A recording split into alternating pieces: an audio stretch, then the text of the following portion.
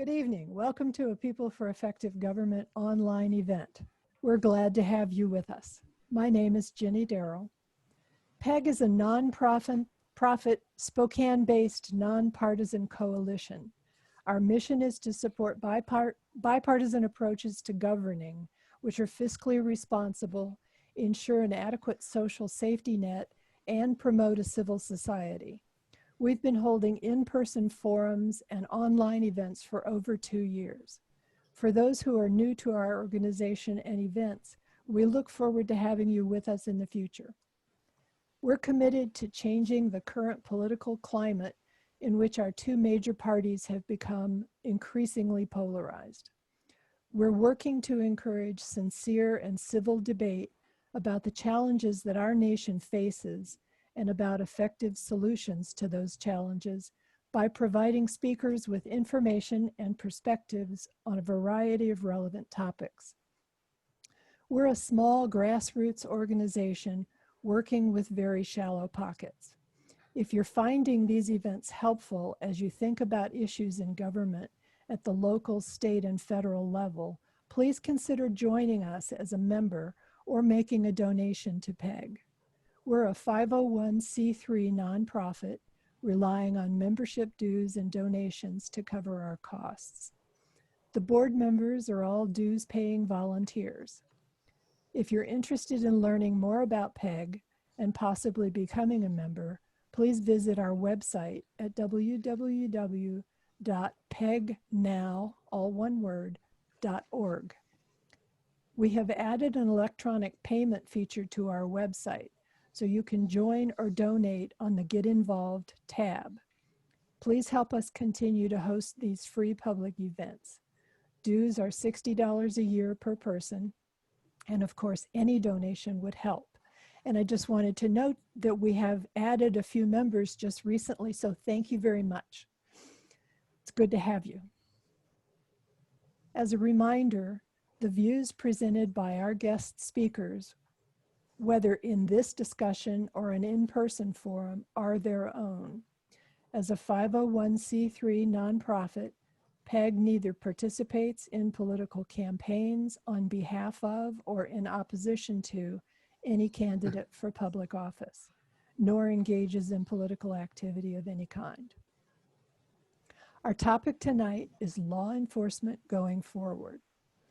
Our speakers have a unique combination of experience and depth of research in policing issues, including cross-cultural policing, police fatigue, the impacts of stress on policing, the impacts of bias on police decision-making, counter-bias training, the dynamics of performance in policing tasks such as citizen encounters, crisis intervention, and deadly force encounters.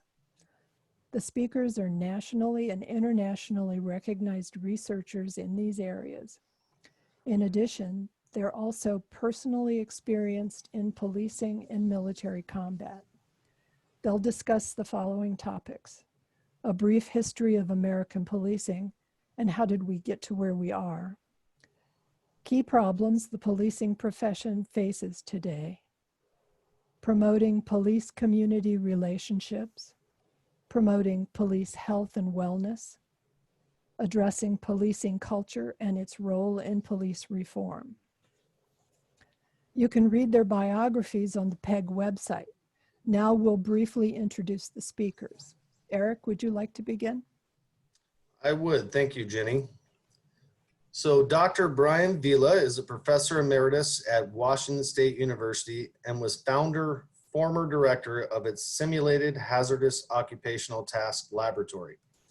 Prior to joining WSU in July of 2005, he directed the Division of Crime Control and Prevention Research at the National Institute of Justice.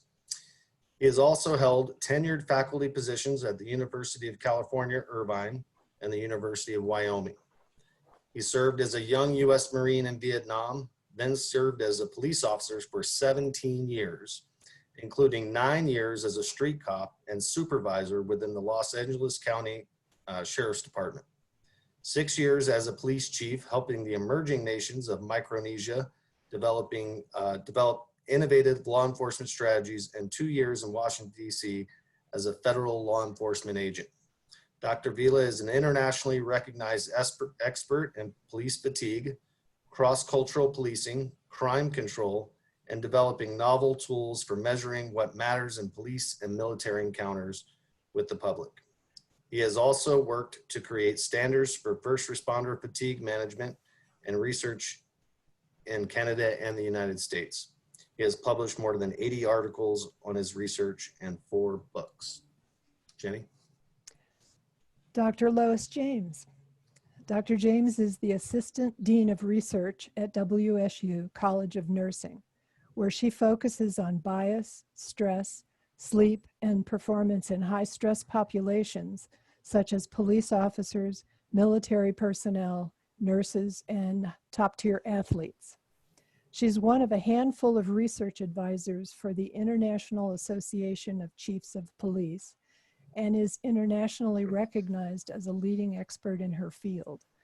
Dr. James' simulation-based research on the impact of bias on police decision-making has significantly advanced what is known about how suspect race and ethnicity, as well as other factors, influence police officers during critical encounters with the public. She's the founding director of Counter-Bias Training Simulation, a novel and innovative simulation-based implicit bias training program that has been featured in National Geographic and the recent feature-length documentary, Bias. Eric? And finally, Dr. Stephen James, I believe there's a relation, is an assistant professor in the College of Nursing at Washington State University Health Sciences, Spokane. His research focus includes the interaction between physical stressors, such as sleep-related fatigue, law, policy, training, and practice relating to operational performance for military and law enforcement personnel. He strives to better understand the dynamics of performance in a wide variety of military and policing tasks, driving CIS encounters, crisis intervention, and deadly force encounters. Dr. James utilizes simulation technology to evaluate training and performance of military and law enforcement personnel. This research has led to more effective and more cost-effective training and greater public safety. To date, his research has been foundational in the development of the Strategic Social Interaction Module Tactical Social Interaction Training. That's a big word. Program designed to teach young warfighters and law enforcement the balance between tactical considerations and relationship building for the Defense Advanced Research Project Agency, or DARPA. His work has also been foundational in the creation of an enhanced crisis intervention team to move beyond the Memphis model, as well as the ground-up rewriting of the Oregon Basic Police Academy into one that is evidence-based and research-driven. He also sits on a number of law enforcement focus committees and working groups, including the Department of Homeland Security, Human Factors Engineering Community of Practice, the Chicago PD EIS National Advisory Council, and the Spokane Mental Health Committee. Okay. Our audience is welcome to submit questions at any time during the presentation. And after the presentation, Eric and I will ask as many as we have time for this afternoon. It's our policy to ask the audience to be brief, keeping your questions to only 2 to 3 sentences long each, but you can submit several questions. Just please submit only one question at a time, and then we'll go through as many as we can. Please use the Q&A feature to submit your questions. This event is being recorded, as we mentioned, and it will be posted on our website within a week or 2. Dr. Vila, would you like to begin? I would. Do I need to push a button to do that? You're doing it. All right, sorry. Well, thank you, Jenny and Eric and Mark and everyone out there. It's an honor to talk with you today. Our goal here for our team is to help you understand the possibilities for improving policing and public perceptions of policing and our communities. We want to use the momentum of today's tragedies to move policing forward over the long term. So this is a complex topic. My job is to lay down a foundation for thinking about policing and outline the ways we can foster positive change. It's that straightforward. I'm going to kick this off with a whirlwind tour of the basics. Please don't think I'm talking down to you. I just want to make sure we're all thinking about this in as broad and accurate a fashion as we can. Then after you've heard from me, come Steve and Lois. I forget in what order, but they'll know. And then I'll come back and just take a couple minutes to share some insights that I hope can help you become effective at fostering change, because I know a lot of you are here because you care and you want to make a difference. I've been at this for more than half a century now. And I think I've learned some, I know I've learned a lot of things, but I've got some suggestions to offer you. So first off, why do we need police? The good news is there's a lot of consensus about this. I mean, people argue about the details, but basically we can go, and this is how long this consensus has stood, we can go with the rules set forth by Sir Robert Peel in 1829 with the London Metropolitan Police, which were the first of what we consider to be the modern police agencies. And it's where the basis of most of the American policing came from. So 9 rules. Why do we need police? And I'm sorry, I jumped ahead of myself. First, I'm not going to tell you about Sir Robert Peel. I'm going to tell you about that next. What I'm going to tell you about first is just the other basic thing, given the signs that say,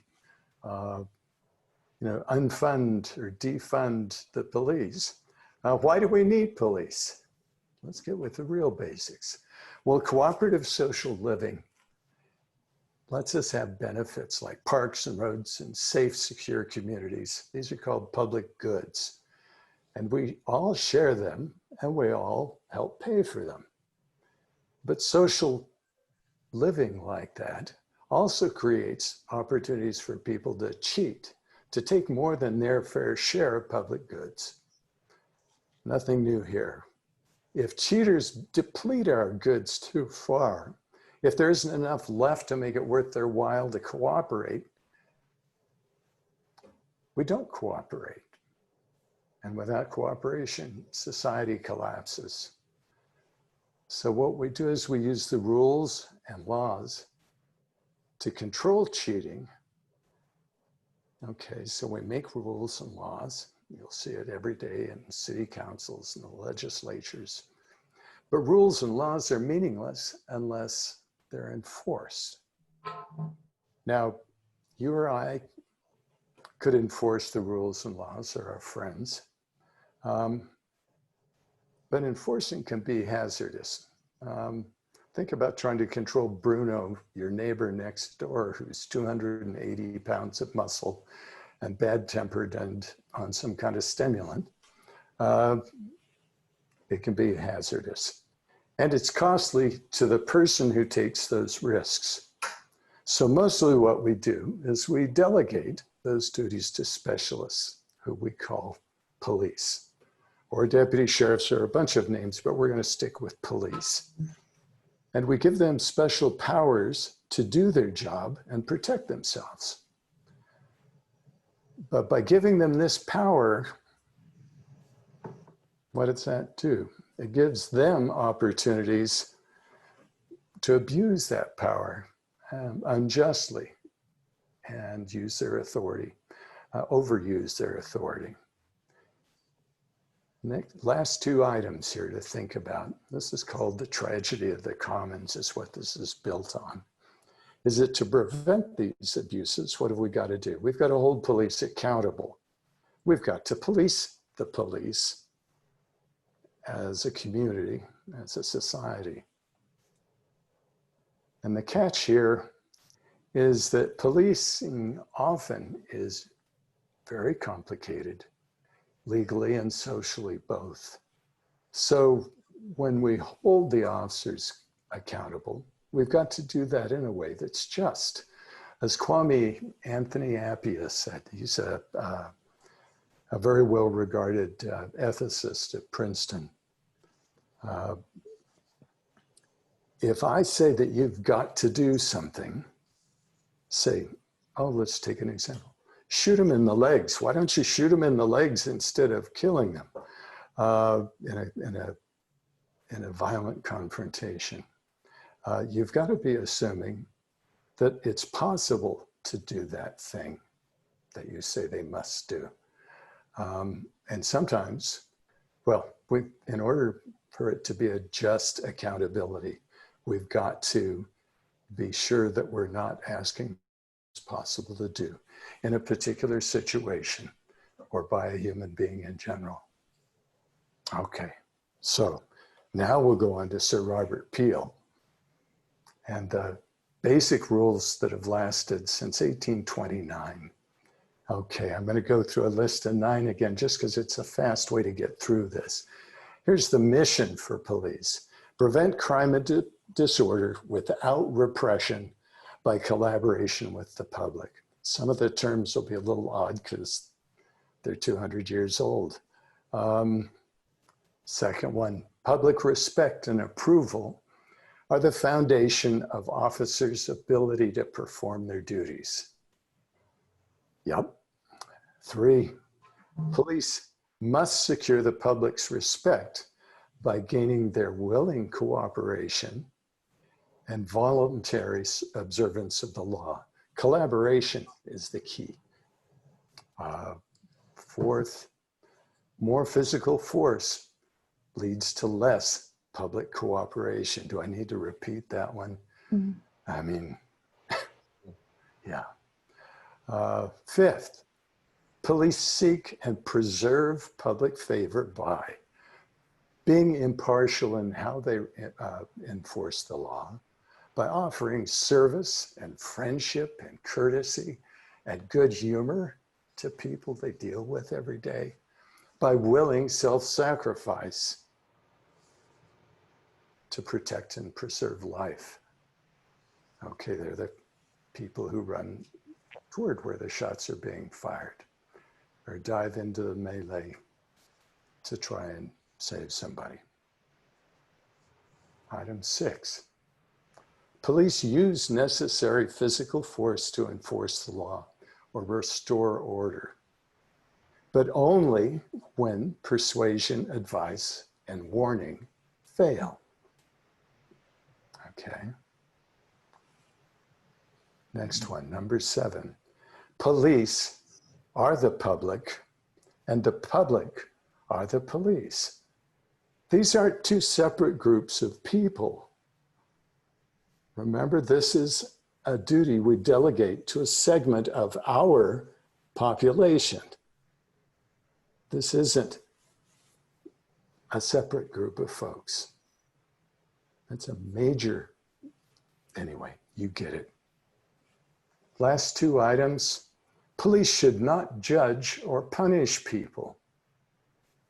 Somebody else in the justice system is responsible for those 2 pieces, right? And then finally, and this is key, the test of police efficiency is the absence of crime and disorder. It's not how many arrests you make. It's not how many, on and on tickets you give or any of the other things that people can count. It's absence of crime and disorder. 1829, 9 principles for policing, Sir Robert Peel. All right, so how's that for our next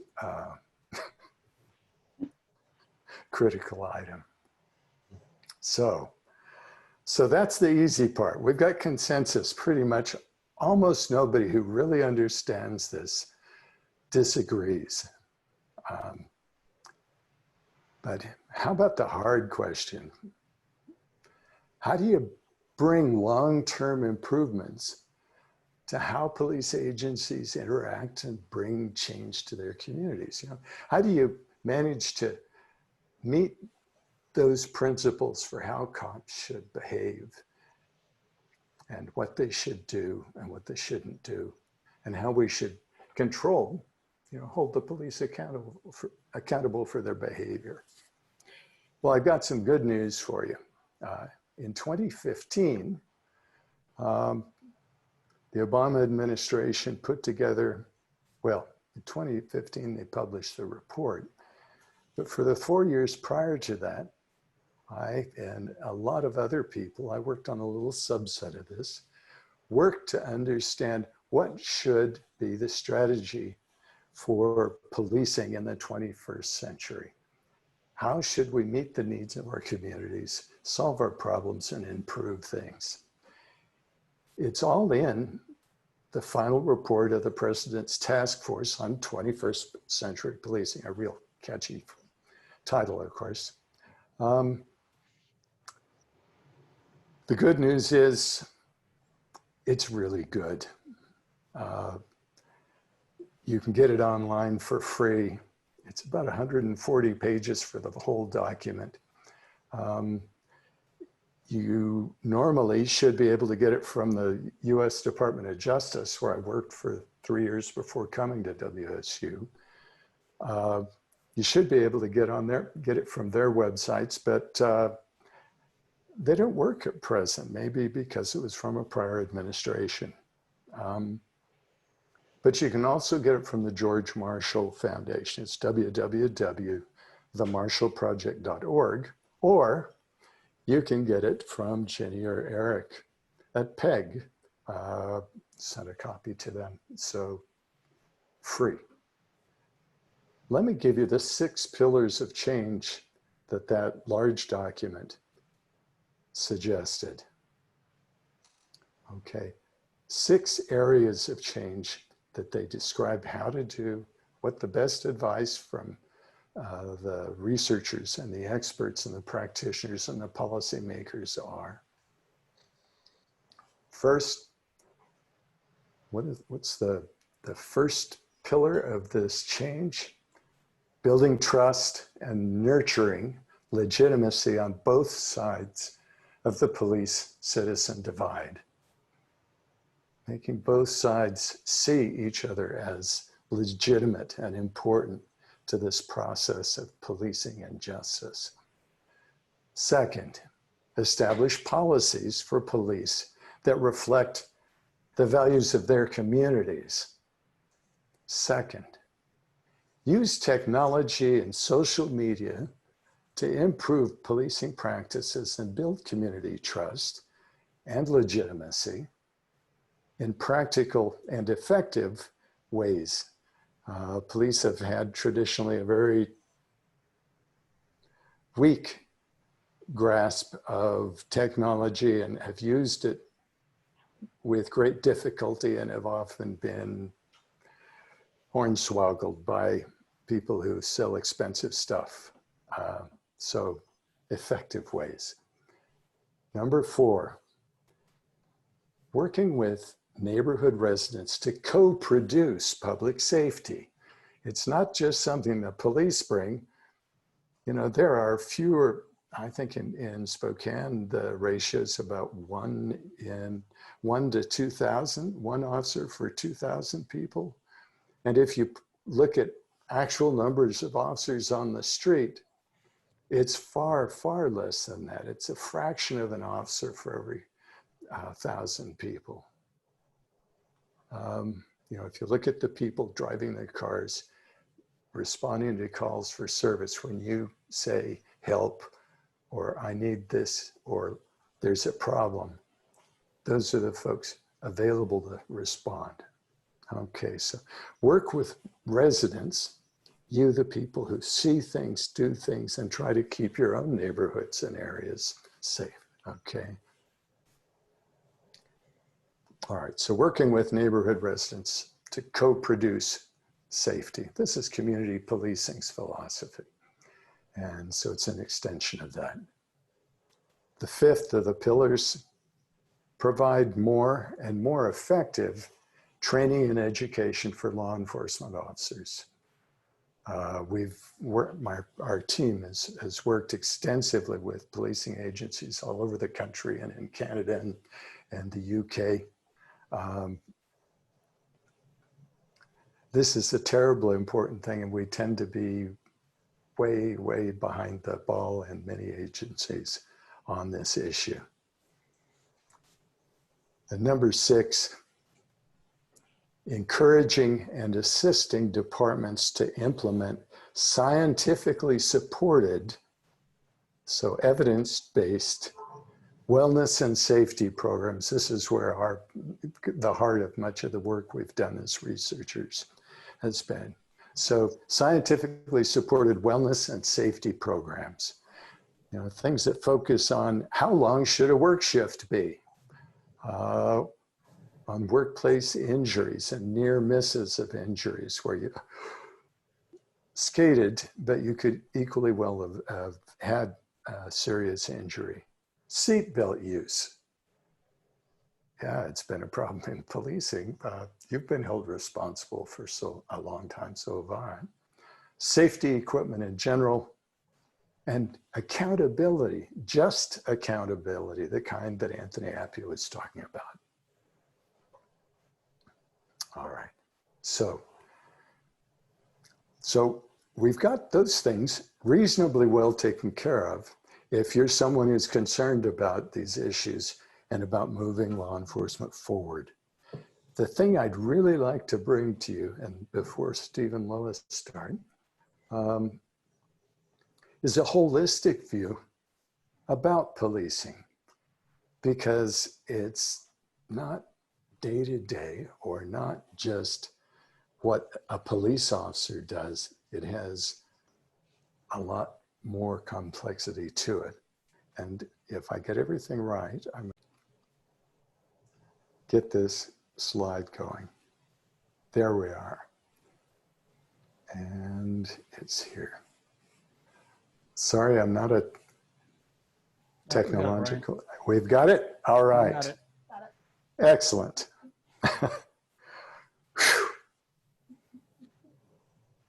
All right, so let me just start this.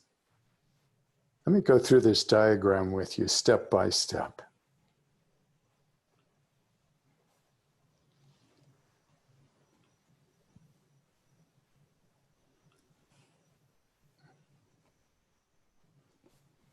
All right, have you still got it? Yep. All right. So first off, we have these things going when you think systematically about what's involved in policing. And I'm going to use the examples of some of these health and performance issues that we work with and have done an awful lot of research with. But you can see how this will apply to your thinking on a lot of problems. So the community demands quality service. Police management tries to implement that with the resources that they get from the budget. And how well those services are provided, how well you're doing what the community wants, is a function of how many people you've got and how well you can, fulfill those things. But let's think about what's involved in that. For one thing, understaffing and poor scheduling, poor allocation of people around the clock and across the months, days of the year, are real problems in policing. In fact, they've only been studied the last couple decades, and we're the ones who've led the way on that. So if you don't have enough people, and none of the police departments in Washington state have anywhere near the national average of police officers, for example. So you're stretching things. How do you fill in that when you don't have enough people on the force to do the job and do it well? Well, you overwork them. You use a lot of overtime typically, and you create a lot of job stress. And what does that do? Both that's of concern to you as the community, and also a concern for the officers themselves. Well, first let's look at it short term. Short term, it has a real bad impact on their resilience. I can tell you from being a police officer in some of the toughest areas in LA and a sergeant in some hard places. As you go through a day where you start out 10 or 20 calls behind, and you race from one to the next, and you deal with an injured child, and then a family disturbance, and then a drunk driver, and then somebody who's just angry and having a problem that they want you to help them solve. All through the day, you have to shift gears. You have to bounce back from the compassion and the pain that you feel when you deal with people who are horribly injured or dead or have been victimized in horrible ways, and shift gears. That takes a lot of effort cognitively. It works different parts of your brain. And when you add in the fact that not too seldom in a busy area, you also have to fight and you do force situations. You constantly have to control yourself, control your affect, try and deal with people in a calm, cool, collected way and win them over. Well, your resilience, we know from 30 some odd years of good, solid research, not by just us, but by hundreds of other scientists around the world. We know that this ability to cope with the job and its changes and demands is a function primarily of three different things. How much sleep have you had in the recent past? What's going on at home? And circadian factors, and that has to do with the fact that we're not built to work during the nighttime. We're supposed to sleep during the nighttime. That's how our bodies are built. And those systems are fundamental, and they affect how well we can think and how well we respond. And it's hard for us when we're working shift work to get sleep during the day, because during the day, your body wants to wake up and the whole world around you is making a lot of noise. So day to day, this is a problem in policing that is aggravated by overwork and job stress, by not having enough people or by not using them efficiently. So that's day to day. Let's look over the long term, over the course of an officer's career. So you can do without some sleep today and get by, and tomorrow and the next day and the day after that, over time, on and on and on, stress and fatigue and all of these other challenges of the job wear people down emotionally, physically, mentally, socially. So their health and their wellness, and these are expensive people you've trained, their health and their wellness tends to degrade over time. And how much it degrades is a function of primarily long-term sleep patterns. John Vila at the University of Buffalo, also an old ex-cop, has done a wonderful body of research with the Centers for Disease Control on these issues. But sleep is at the core of this. If you don't get enough sleep, which has to do with how you schedule people, and that's part of what we work on in our lab, is a function of what are you eating? Is it donuts and coffee? Snickers bars when your body is screaming for food? How much physical activity do you get? Are you active all day? Do you exercise well?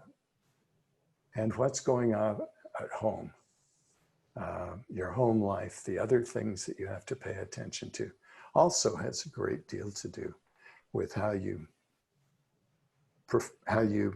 well you are and how well you survive the job. I would note, just as a side note, when we look at officer deaths from gunfights and violence, and their deaths from driving accidents, drowsy driving especially, but those sorts of things, we find that those two tend to be about equal. If year to year there's some change, but about half as many die violently and the other half die accidentally. But about twice that number or more, because the data haven't been collected well on a number of years over the last 30 years that we've got good data. More than twice as many officers kill themselves, which is a horrible mental health issue, as die on the job from violence or accidents. So, big issue. If you're interested in nothing but accounting, this is an expensive issue. All right. So what happens as a result of what goes on day to day and over the course of a career to these officers? Well, what we get is how much performance we can expect from a police force. These officers that we have at varying stages of their careers are able to perform, and perform how well, and how well they can perform depends on these factors. But when you think about how many police you have to do the services, that second bucket up on the top, when you look at how many police, that's not the right question.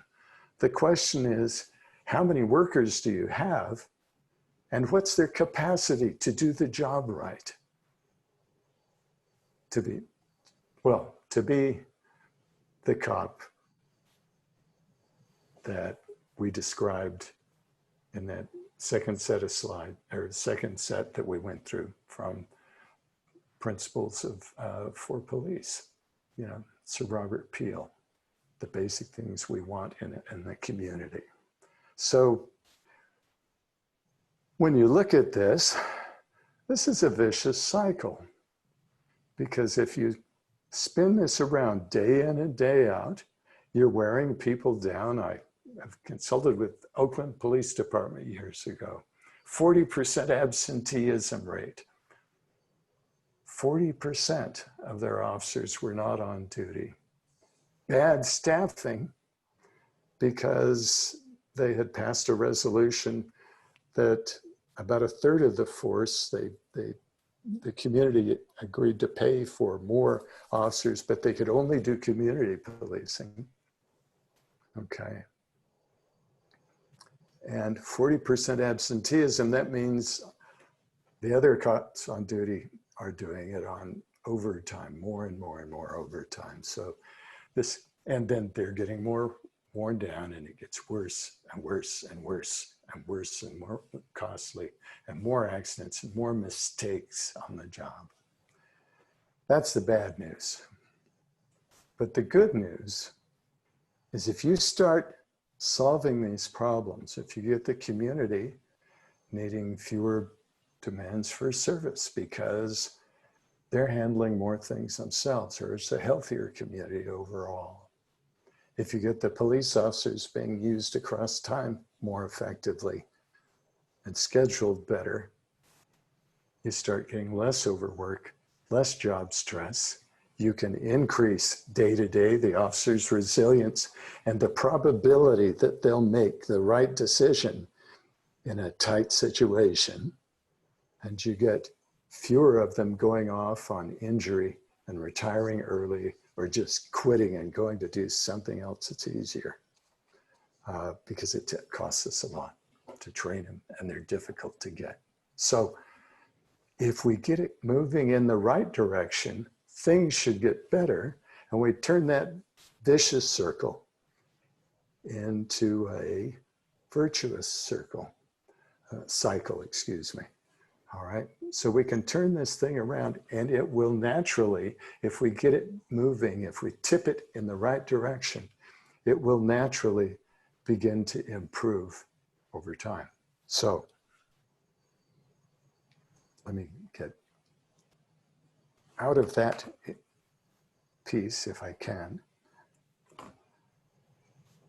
And let me just pass this off now to Steve and Lois. I'll come back just at the very end for a minute to talk about being effective at making change, at implementing these sorts of things.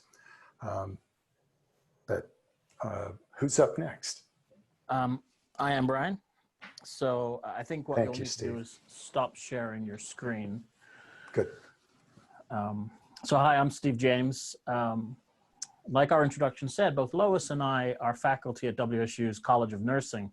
And that might sound a little strange that some nurses are, or nursing faculty are talking to you about policing, but we both have our PhDs in criminal justice and criminology.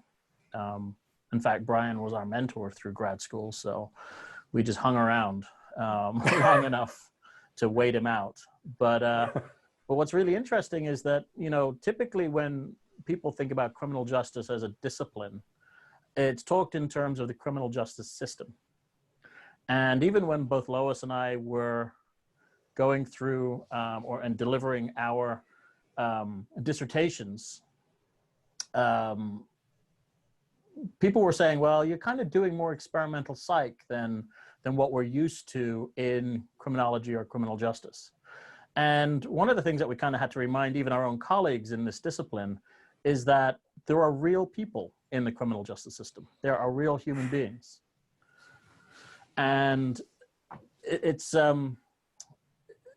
important to remember that, because quite often when we think about police, we think about them as the kind of the interface of government with people, right? They're the one arm of government, they're the one branch of government that most people in some time in their lives will come across, whether or not it's a traffic violation, you know, maybe less so now than in years gone by, but asking a beat cop on the corner for directions. And, you know, other than that, maybe the DVLA, or, you know, you'll go and get your driving license renewed. But quite often, police are the only arm of government we meet. And therefore, it's easy to project this idea that they are automatons that should all act perfectly all of the time without any of the human failings that we all have. Bryan started the lab, I think about 2008, 2007 or so, Bryan? Five. Yeah. And like I say, I waited him out. So when Bryan retired, I graciously took over and then stole all of his life's work and pretend it's my own. But no, we kind of hopefully picked up the torch and kept running with it.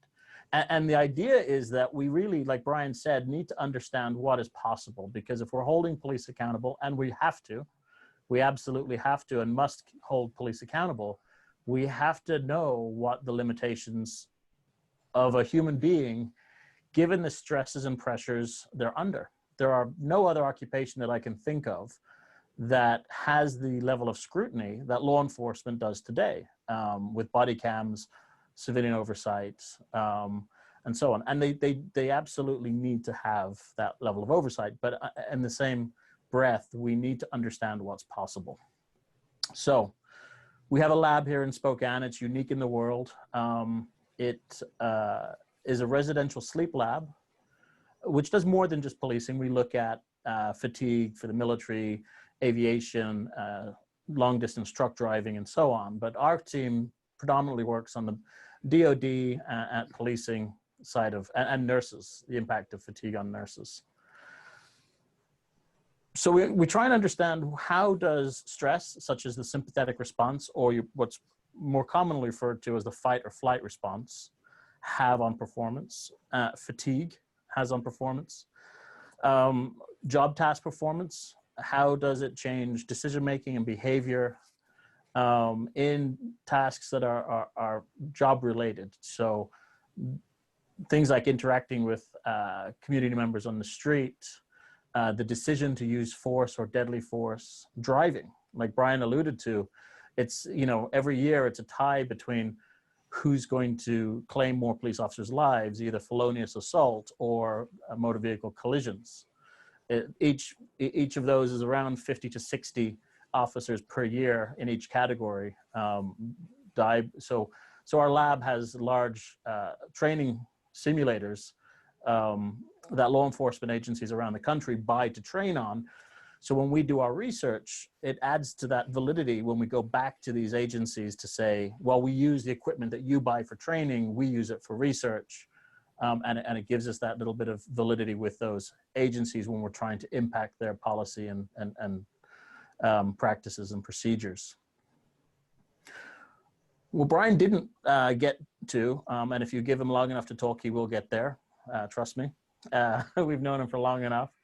But, you know, sometimes we think of fatigue or sleep deprivation as just sleepiness. And we're all guilty of this in our own personal lives, that we discount the impact or the level of impairment that we are under, that fatigue can bring us. And we sacrifice sleep for one more Netflix show, or, you know, one more hour in the gym, or so. And it seems to be this thing that we can give up without consequence, but it's not. And it's certainly not for men and women out there carrying guns. And I remember when I started my journey in grad school with Bryan over a decade ago, he used to tell this anecdote of one of his previous grad students in a previous faculty position he had saying, "What do you mean cops work 30, 40 hours of overtime and they're tired and they're grumpy and they have guns?" We wouldn't allow police officers to come to work drunk. And thankfully that isn't really a thing anymore. Bryan and I did an analysis probably 10 years ago, of every motor vehicle collision every police officer in the state of California got involved in over a 10-year period. And thankfully only 2% of them were drunk at the time they crashed their patrol car. So being drunk on duty is not a thing anymore. But being awake for 24 hours has the same impact on many of our cognitive and physical attributes as blowing a .10. Accuracy, hand-eye coordination.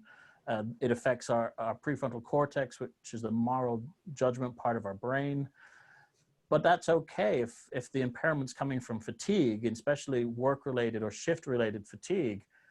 We don't seem to mind that. And one of the problems that we try and face is trying to put it into context for policing agencies to understand the risk and, more importantly, the liability that these agencies are facing by allowing their officers to work excessive amounts of overtime. And then we see tragedies. You know, one of the stories I go back to is if your viewers or your members are familiar with the McKinley, Texas pool party. This is it was captured on cell phone camera. It's on YouTube. It's down in McKinley, Texas. Officers were called to an argument at a community swimming pool. And 2 officers were on scene dealing with these teenagers in bathing suits, bikinis and swimming trunks, swimming shorts. And a 3rd officer arrives on scene, and he comes kind of in frame from the camera at a hell of a speed. He grabs a young African-American teenage girl, throws her to the ground, kneels on her back, and 2 young African-American boys come forward to challenge why he's doing this, because the other 2 officers on scene are talking calmly and dealing with the situation. And he draws his firearm on these 2 young boys in bathing suits, you know, 13, 14, 15-year-old boys. Well, that officer lost his career, and rightfully so. The city paid out over 7 figures on that, and rightfully so. It's an expensive lesson for the community. And I'm not going to say the next thing to in any way try and justify or mitigate or minimize the inappropriate actions of that police officer. But when you look at what that officer had done in the previous shift, he was a graveyard shift officer being held over for overtime. He was working overtime, and we know that the one shift that is most impacted by fatigue is graveyard, because they're working at a time of day that is abnormal for the human body. We are at a core diurnal animals designed to work during the day and sleep at night. He'd also dealt with a completed and attempted suicide the previous evening.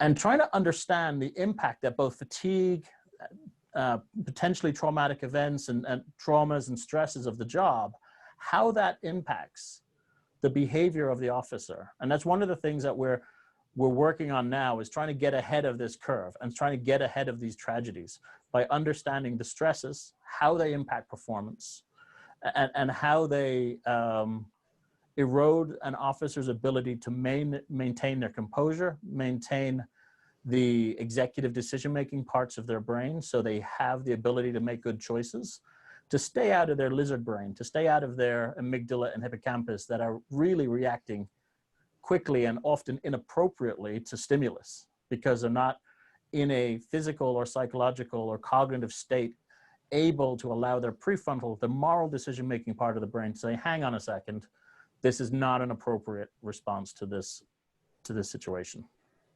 The way we're going about trying to address this major problem of just human performance in policing and expecting too much from a human being, given the stresses and strains and lack of training and lack of support that they're given. So one is obviously filling that lack of training with fatigue management training. Both Lois and Bryan developed training and delivered it to RCMP, the Royal Canadian Mounted Police, and showed that delivering fatigue training does have a positive impact, not just on sleep, but also on the general health of the force. And they feel less pain, they report less headaches, they report less family dysfunction. And if you go back to Bryan's diagram, in both the resilience and the health and wellness, a healthy domestic life is key to maintaining an officer that is performing well. It doesn't matter what that domestic situation looks like. It just needs to be healthy and flexible and supportive. We have a program funded by the National Institute of Justice, NIJ, right now, Lois and I, doing a comprehensive fatigue management and policy review for Seattle Police Department, understanding the impact of the shifts they work on their performance, but also delivering training, because the problem is not just owned by the agency. The problem is also owned by the individual officer. And even if an agency is doing everything right, as in they have shifts that make sense for the human body and our circadian rhythms, they're on 10s as opposed to 12s. They're allowing their officers off shift at a reasonable time in the morning so they can get sleep before their circadian pressure to wake gets too high. And all of these good, limiting overtime and secondary employment, the officer still has to take that downtime, take that off shift time, and use it judiciously to make sure that when they come back onto shift, they are well-rested individuals. So we're looking at this as, like Bryan said, in a holistic fashion, to understand, do these trainings and policy recommendations have an impact on performance and on safety and community relations with that department. We're also looking at understanding how training impacts this, and how we train officers to better understand when their own physiology, their fight or flight response, is starting to run away with them. And what I mean by that is, often officers get stuck in this loop of just responding to what they perceive the individual in front of them is doing, yet completely disregarding their own internal physiology, their own body language, their own cues that they're giving off. And we've developed training both through the Department of Defense and at the Basic Police Academy in Oregon, and that's one police academy for every agency in the state, that really puts the officer back into the loop to make them realize that they are part of these dynamic situations as they unfold. And the body language, tone of voice, position, putting their hand on their firearm, even though it's still holstered, has an impact on that interaction with a community member. And Bryan alluded to it, and Lois will talk more to it, is there's a lot of snake oil salespeople in the policing public safety sector that really want to just make money off law enforcement by delivering training, delivering seminars. And some of them are well-intended, and some of them just see the public coffers. Policing is usually the largest line item in any city or municipal budget. And there's very little evidence, and I hope Lois will get a chance to talk about the evidence that she's building for her training. There's very little evidence of what works. And I know Bryan talked about accountability, and Lois is going to talk more about accountability, but there's of policing operations, but we also need better validation and of training to understand what works, because it's public monies, it's taxpayers' money that gets used for implicit bias training, for fatigue training, for use of force or firearms or communication or procedural justice training. And on the face of it, on the face validity, they all seem like great ideas. And I am an advocate for more training. And Lois and I were recently interviewed on CNN, and one of the lines I said, and I stand by, is that if you think giving police officers less training will result in better outcomes, then I'm sorry, you're going to be disappointed. In the state of Washington, a police officer only requires 24 hours of refresher training a year. They require about half the amount of training in total to get their license to be a police officer than a hairdresser does. It's the level or the standards we hold them to for a profession are shockingly low. And it's not just the agency's faults. It's not just the state's faults, because that training comes out of an operational budget that is funded by sales taxes or whatever mechanism. And that needs to really change. We really need to understand the value of good training, well-validated training on individuals' ability to perform well. And then one of the other barriers to actually changing this issue of performance, up at the top, is the cultural barriers. And Lois is going to talk more about some of these cultural barriers, but when it comes to specifically dealing with stress, dealing with stressors, dealing with fatigue, there's this alpha male toughness. I'll sleep when I'm dead. Sleep is for the weak. And my background is the Army, and it was pervasive there. But thankfully, we're changing the culture. And instead of seeing as fatigue or being sleepy or not handling shift well as a weakness, we're trying to reframe it, like Lois does with her work with athletes, as maintaining their edge, maintaining their alertness, and turning it into a positive. There are also some cultural barriers that are written into policy, and it's one of those things that I never really understand. Firefighters are allowed to sleep on duty. You know, they have usually 24, 48, 72-hour shifts, and no one ever questions a firefighter who is a city employee sleeping on duty, but it's a firing offense for a police officer to do it. I would much rather have a well-rested police officer come out of a police station or a cop shop well-rested to come deal with my crisis, because we only call police when we're in crisis, than force our officers to be out there because they're on the job. What really matters is performance. What really matters is safety. And I think we really need to start changing that culture too, around, because it's unnatural for a human body to work throughout the night. We're asking them to do something unnatural. We should look at every opportunity to make sure that they're safe when they do so. So I'm going to hand it over to Lois. And Ginny, I know we're kind of up against the hour. How much flexibility do we have in terms of carrying on for a little bit? I think we'll be fine. We'll be okay?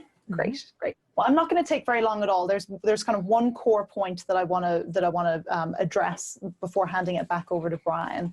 And that is, you know, we've spoken a lot about fatigue, we've spoken a lot about stress and police health and wellness. But of course, one of the major issues very much at the forefront of the public eye at the moment in terms of a problem facing the police profession is eroded trust in police legitimacy. And I do think it's very important to address this in this forum. Part of that comes from the fact that it's not up for debate that there are inequities in the outcomes of police-citizen encounters. That is a very, very well understood fact. Members of racial and ethnic minorities, in particular African Americans, are going to have a very different experience at the hands of the police than other members of the community. Now, it's very easy to make the leap and make the assumption that that's solely due to kind of racism on the part of the police, but unfortunately, it's actually a lot more complicated than that. Certainly, there are, you know, what we call bad apples, and the solution there, the only solution, is to weed them out, right? And so that's actually more straightforward to do, right? You identify those bad cops and you remove them, and not just in the sense of firing them, because then it's very easy for those records to get sealed and for them to move on and get hired somewhere else as a lateral. And we do see issues around increased complaints from lateral hires. Not all lateral hires are bad, don't get me wrong.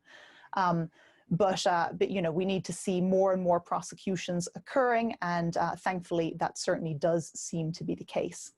The other major issue, though, is that of implicit bias, and that's where a lot of my specialty comes in. Implicit bias is a lot more widespread, unfortunately, and it's a lot harder to kind of address head on. Implicit bias is unconscious or semi-conscious bias, associations that we have between different concepts, and it creeps into every decision we make and every way in which we behave and interact if we're not careful, if we're not aware. So there's been a huge push now in policing towards implicit bias training, making officers aware of what might motivate them, and teaching them ways to kind of counter that and to manage that in the moment. One of the next big problems that we're facing is that there's very little evidence for how effective implicit bias training is. So Steve did mention we have a NIJ-funded study. In addition to our fatigue one with Seattle, we have a implicit bias training evaluation program with Sacramento. So hopefully we're going to be getting some answers as to how effective implicit bias training might be. The other potential solutions, implicit bias training, of course, is one, but others are kind of community-oriented approaches. One of the best ways to address and to change implicit bias is to actually fundamentally start to change those associations. So what I mean by that is if you have an officer who works in a predominantly Hispanic neighborhood, for example, that also happens to be quite a high crime neighborhood, there's no way they're not going to develop implicit associations between Hispanics and crime. That is just the way the brain works. So the best way of countering that would be to take that officer and put him or her into a neighborhood, a Hispanic neighborhood that's very affluent and very low crime. And that way, every interaction that they have, or the majority of interactions that they have, start to become positive and start to form different associations. So that is actually the kind of the philosophy behind a lot of the approaches that you see, kind of coffee with a cop and sporting events and situations where police officers are put into encounters with community members that are deliberately very positive. And that can start to erode some of those negative implicit biases that are formed. Oversight, I don't think I need to talk about that anymore. That's really been covered. Nobody here is arguing against oversight and accountability. And finally, just to leave you on, one particular point, training is critical, but unfortunately, training is not necessarily enough. And everybody, of course, is familiar with George Floyd and with what happened in Minneapolis. And Minneapolis, as a city, as a police department, has a lot of training You know, they are a well-trained department. The huge problem was a cultural one. It wasn't a lack of training. It was a culture of silence. It was an us versus them mentality that allowed what happened to happen, and for other officers to not feel like they could stand up and say anything. You know, the rookie tried and was shot down very quickly. So, you know, the big challenge that we face moving forward is really addressing that culture, working on that us versus them mentality, working on that instinctive defensiveness that I think a lot of police officers feel when we talk about systemic racism, when we talk about white privilege, when we talk about implicit bias. Nobody wants to be accused of racism. Nobody wants to feel like they're being, you know, they're being labeled in that way. And it's not really about labeling, but I think, you know, we've come to the point in our society that our good intentions aren't enough anymore. In not intending harm is part of the battle, but if you unintentionally cause harm, you're still responsible for that. So thinking about the impact that we have, and I think that's what I'd really like to leave everybody here with. And just as you move away from this, you know, consider the impact that you have, not just your intentions. So I'm going to turn back over to Bryan for a moment before we wrap up. All right, thank you. And I'm sorry we're running over. Let me just run through this. I've been doing this for more than half a century. When I was working as a cop in South Central LA early in my career in my 20s, I was also going to graduate school full time. Something about fatigue was where I started thinking about that. But one of the principles that I really liked when I got that Master of Public Administration before the PhD and things later on was the idea of being an agent of change in an organization or in a community.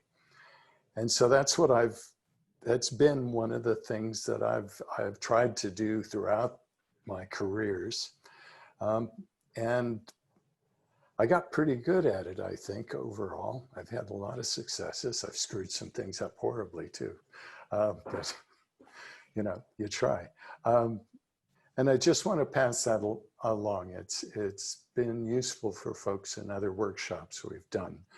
So if you're interested in making these changes and using these kinds of ideas and the information like we've provided, I've just got some, here it is.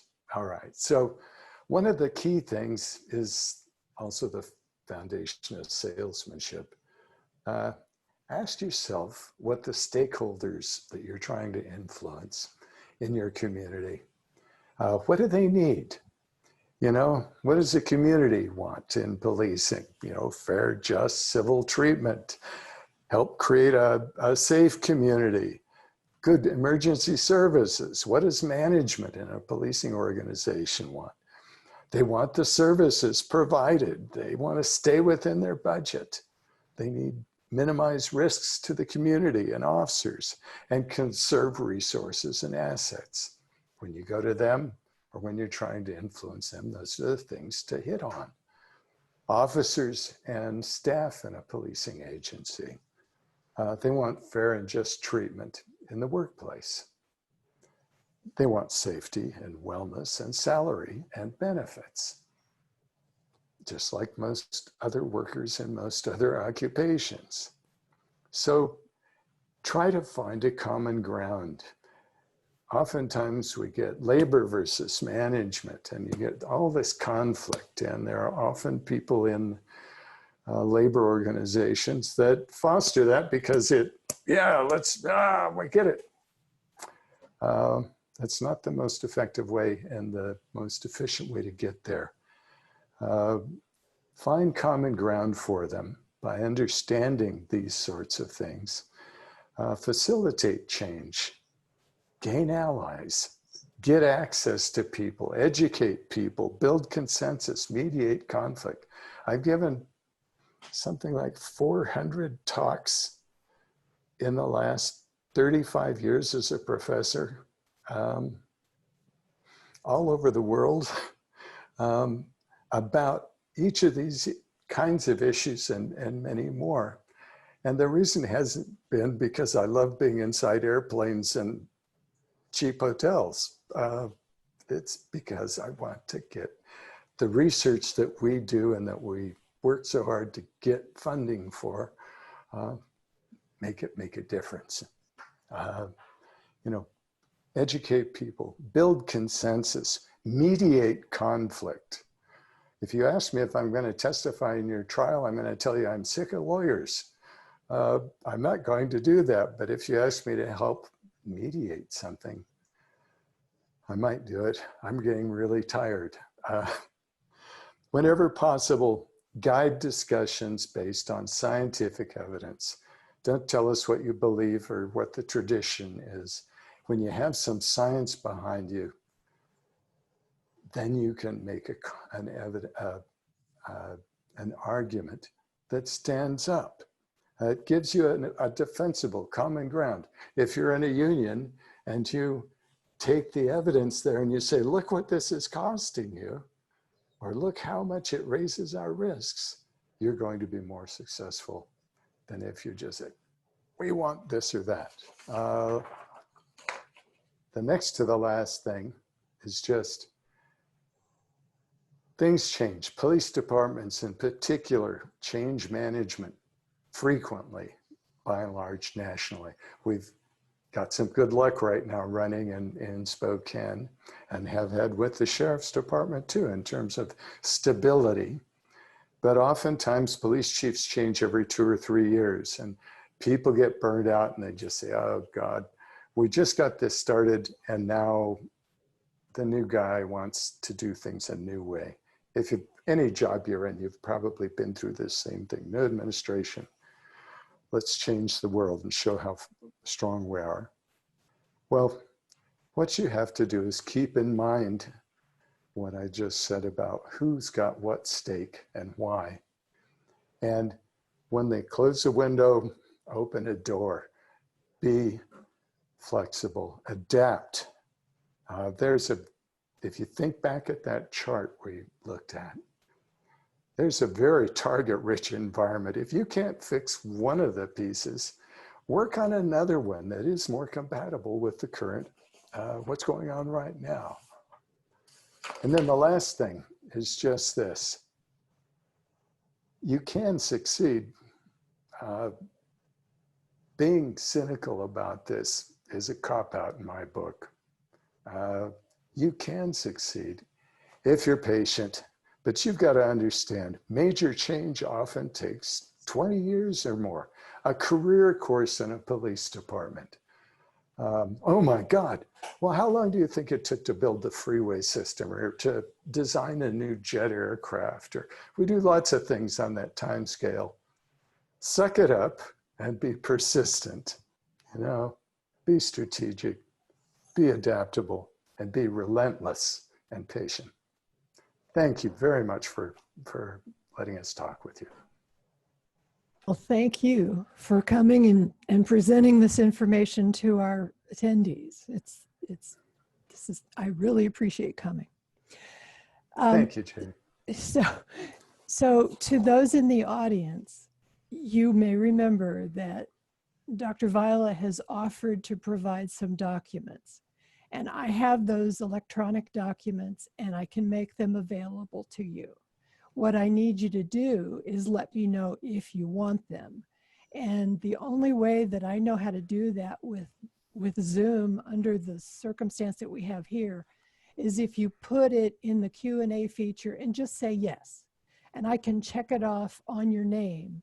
And then we've got your email address that you signed in with. So I can get it to you that way. So please, if you want the documents, just enter yes in the Q&A and I'll get it to you as soon as I can. So with that, we will start the Q&A section of our talk. And I want to remind you to please submit your questions one at a time and try to keep them brief, 2 or 3 sentences. And let's get going. So Eric, did you want to start? Sure. Thanks. I'm going to I'm going to combine a question that we had on our list, Jenny, along with a question from our Q&A section here. Okay. Listening to you, I really appreciate all the info. It doesn't sound like any of you are pro defunding, but I'm going to let you guys clarify what that means, because that means a lot of different things to a lot of different people. But people are asking, would it be appropriate to add social workers on a beat cop team or something like that? What do you think the role of social workers is in better law enforcement? So I'll take that one. Spokane PD and Spokane County Sheriff's Office are in partnership right now. They have been for almost 2 years with Frontier Behavioral Health. They have co-deployed teams, some funded from the city, some funded by the county, and then some funded through a mechanism called the True Blood Initiative, which was a federal lawsuit that the state hospitals lost and had to pay fines, and it's funded through that mechanism. But they currently have a mental health professional, both in the city and the county, a couple of teams in each that spend the entire shift. They are together providing a service. And the idea behind these co-deployed teams is that the officer involved will make the scene safe, and then the mental health professional will step up and deal with the individual that is in crisis. And I think this sort of harkens back to the idea that many people say, defund the police doesn't say take the money away from the police and that's it.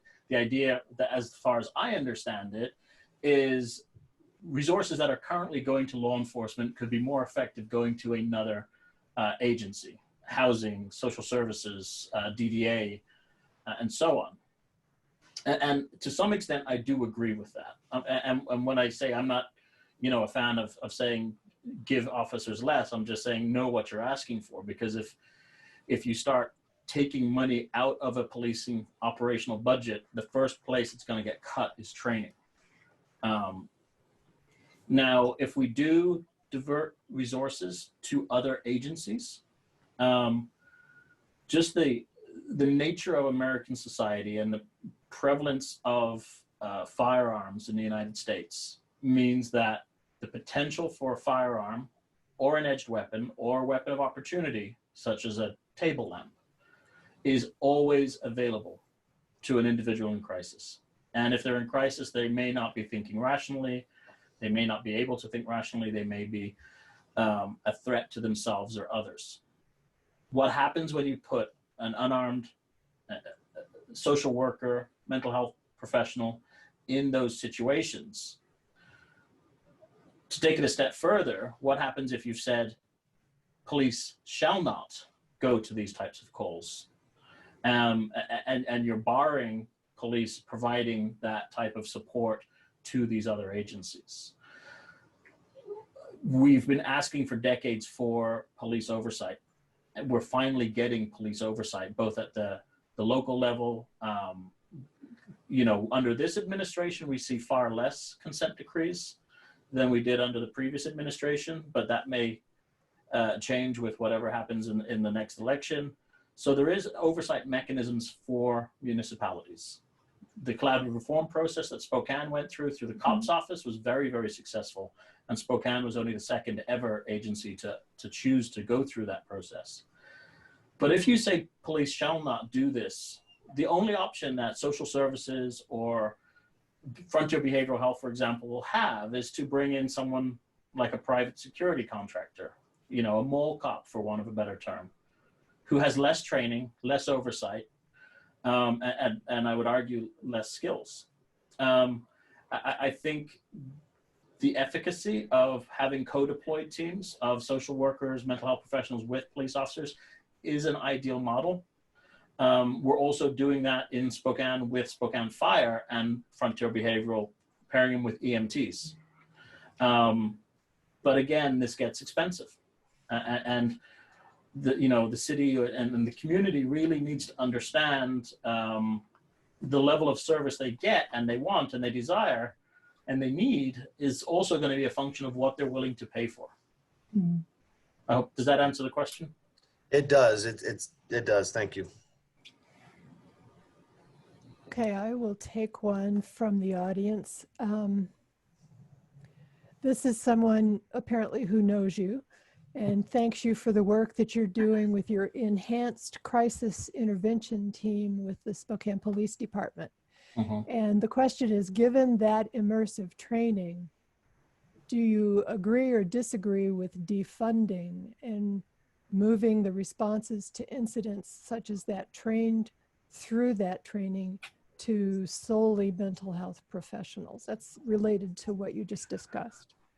Yeah, and that's, you know, for your audience. So Spokane is a unique agency, Spokane City PD, because as we're all too painfully aware, so much good happens from bad, and it often takes a tragedy to force reform.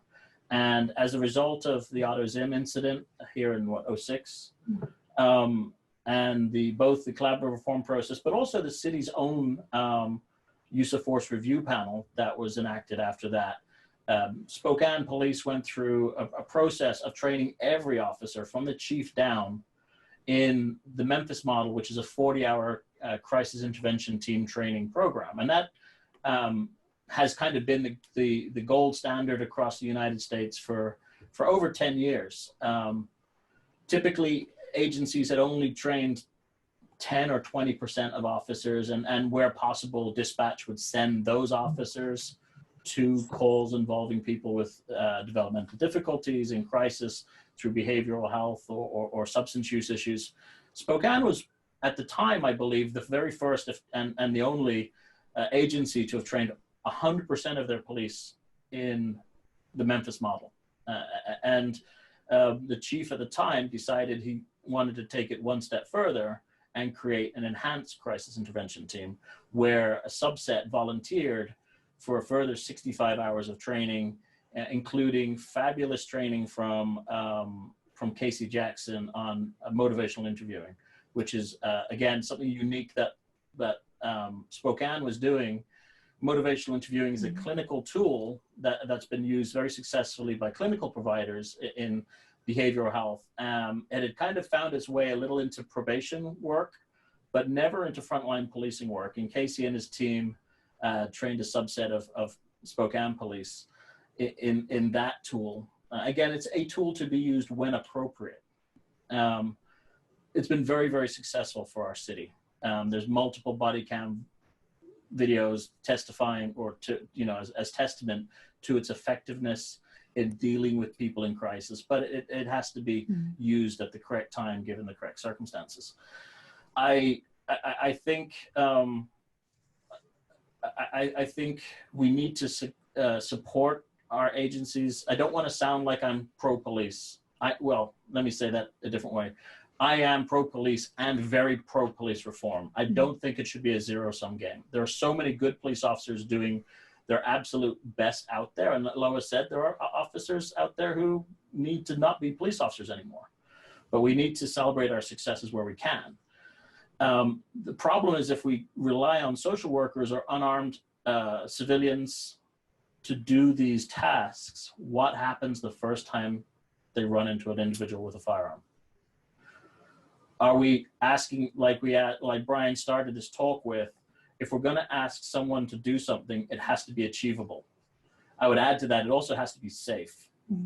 So asking social workers to, now, to put it into context, the city of Spokane has about 250,000 calls for service a year where an officer actually shows up, not just 911 calls, but where an officer arrives on scene. We have about 100 to 120 on any given year uses of force, and that includes drawn directs, taser deployments, OC spray, physically striking an individual. And within that 120, 130 uses of force, we have usually only one or two, unless it's a very strange year, actual uses of deadly force where the officer has used their firearm. So I'm not saying that every crisis call, every time an individual in crisis needs help, that an officer, you know, could potentially be faced with deadly force. But the problem is we don't know when that's going to be the case. And to put an unarmed civilian there may be as irresponsible as putting a police officer that isn't trained in behavioral health issues. It's such a mixed and dynamic and difficult situation. I honestly believe the co-deployed teams is the way forward. I think it's too much to ask of individuals to be both true experts in behavioral health and true experts in policing. Crisis intervention and even the training that I've helped develop gets us a lot of the way there. I think we get absolutely more bang for our buck and more utility by also having those co-deployed teams, as well as EIC, CIT, and CIT trained officers. Sorry, I got on my professor hat and kept talking. I learned from Bryan. Thank you. It was really helpful. So, you know, there's a lot of talk about police unions. A lot of people feel like police unions are an impediment or a barrier to change. Do you believe, and this is sort of a combination of one of our PEG members and some of the other questions submitted, you think there's a path to meaningful change without reducing police union ability to negotiate contracts? Lois? Go ahead, Bryan. Okay. I know that there's a way to do this. And it's the same idea that I hit on at the end of our presentation. You just have to have the unions recognizing what their job really is, which is protecting the union members. Oftentimes people get elected to union office.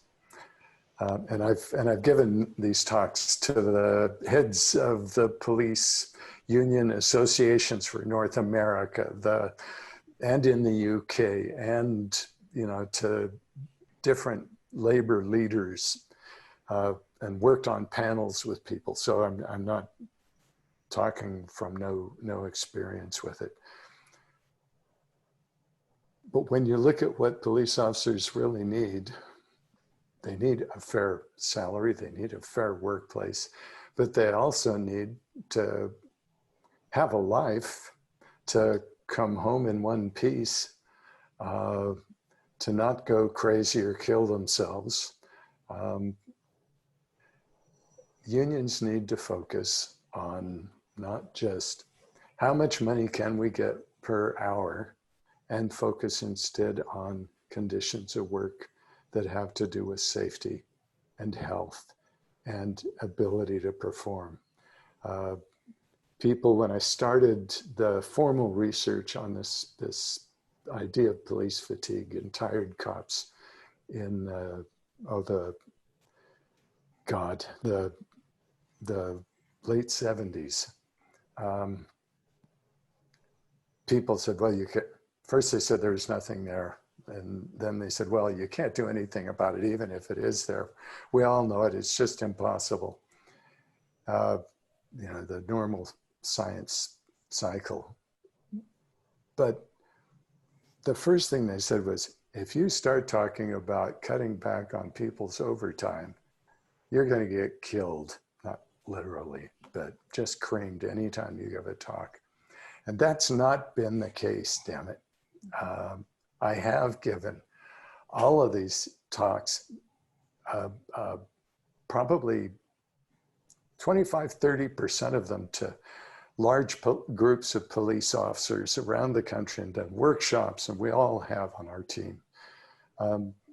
And you stand up in front of people and you talk about the damage fatigue does and the issues with sleep and how to manage it better. And all you do when you look out over that audience, many of whom are asleep at the table because they can't even stay awake. I'm too long-winded, so I get that part of it. But they come off a graveyard shift and go to these meetings. And all you see is heads nodding. And you see bodies that are predominantly overweight or morbidly obese. And you see the old timers especially just saying, oh God, yes, because the hours of work stuff aren't right, or the safety and health things aren't done right. There are ways to deal with this. You have to get unions on board with that. And as you educate police officers about that, they'll start electing better union leaders who understand those issues, and they'll stand up for them. And then you get the chiefs, who we also educate all the time. And Lois is on the national board for the International Association of Chiefs of Police. It's 20,000 police chiefs or more around the world focusing on this issue. She's that expert for those people and for the Canadian Olympic team. But you can make those changes. You just have to get unions on board. They and management are on this, not only in accord with each other. If you don't have them both on board, you can't make it work. You can't deal with that problem. If labor's doing everything right and the managers are doing it wrong, scheduling wrong, won't allow some napping during the 3 o'clock in the morning on a foggy night and things to help people get refreshed when they're just too damn tired to stay awake, then you can't get the problem fixed. If management's all on board and the union won't let them do the right scheduling and control fatigue, then you can't solve it. They have to work together. And the bottom line really is, after that many years of looking at this problem, and who does it, you have officers, a very few who are working thousands, up to 3,787 hours for Officer Fabziak of the Port Authority Police. Not during 9/11 or that year. You have officers who are overtime hogs who work enormous hours, and you have to push that down and spread it out. And you might even spread it out to people who work behind desks who are real police officers but have moved on to a desk job. You can do it. If you work 20 hours of overtime a month, that's a nice bump in salary, and it's livable, and you can stay healthy in that, in a good scheduling setup. And one of the things for your members to realize is they have to know the jurisdiction they're working in. Like Bryan said, it was driven home last year to Lois. We were both asked, Lois was asked by a union to come be an expert witness in an arbitration where the county involved were trying to mandate overtime. And the union said, no, it's too much. Our members are not safe. In the same month, I was flying to the northeast of the country to give a series of workshops because a deputy averaged 80 hours a week, every week of the year, fell asleep at the wheel of their car, personal vehicle, driving home after their 5th double shift in a row, and killed a 10-year-old girl and put 9 other people in intensive care. And the union would still not budge. And I'm like, if that isn't going to affect change in your organization, I really don't know what will. And I can, if I can take this thread and just take it one little bit further that I've not heard at all as we talked about this, that I ran into last year with a colleague who does biomathematical modeling. So identifying the best possible shift arrangement for this number of people in that environment at a very high level. And we went to a city in the northern part of California, and it turned out that part of the problem wasn't with the law enforcement organization, and it wasn't with the association of the officers.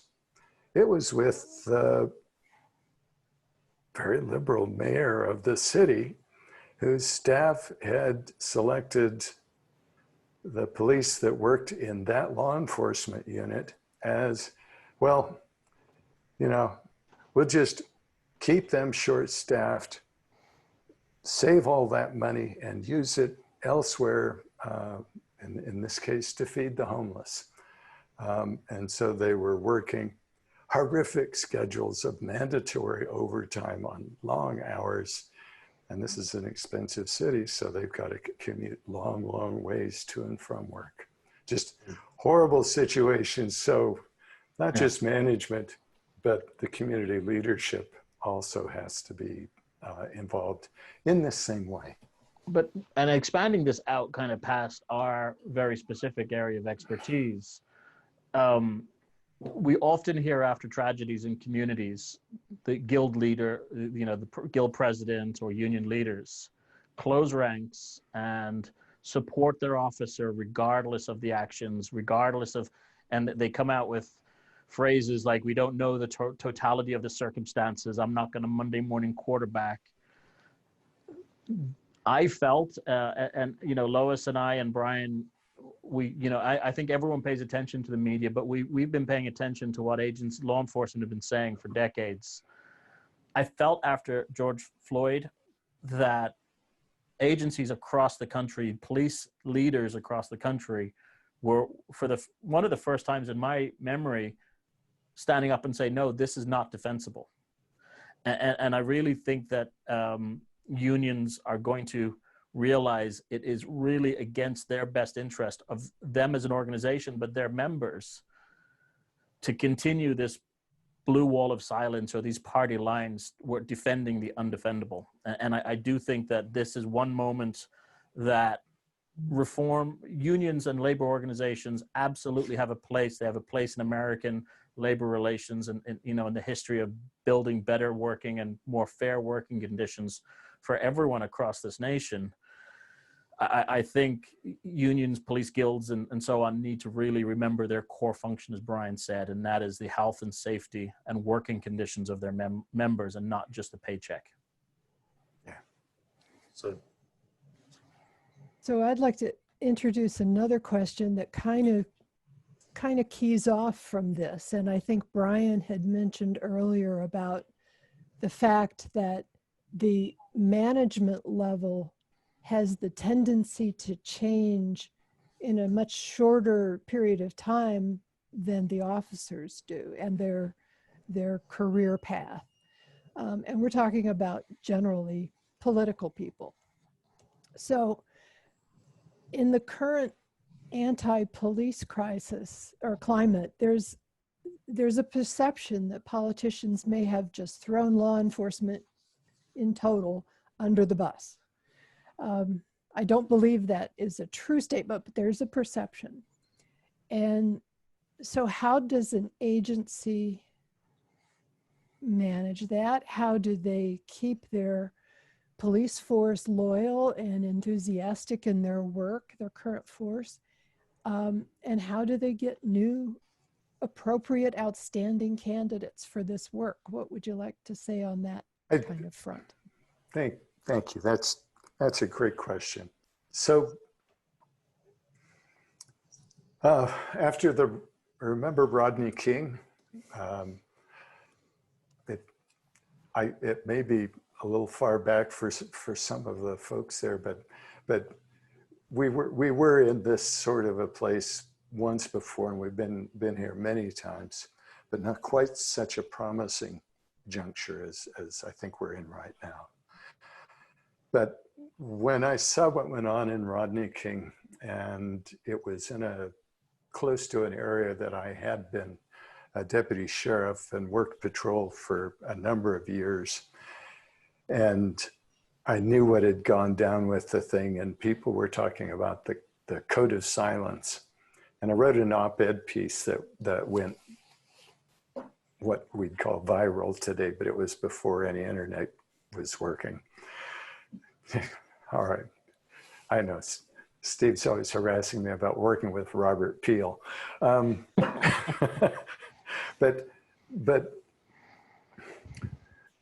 the issue here is going back to what Kwame Anthony Appiah said about justice and assuring justice in the workplace, just like you want to assure justice on the streets.